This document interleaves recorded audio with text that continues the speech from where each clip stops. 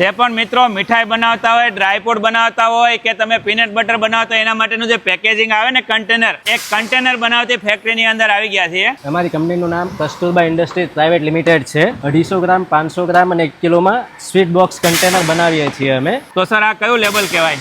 આ ઇનમોલ્ડ લેબલિંગ કહેવાય છે.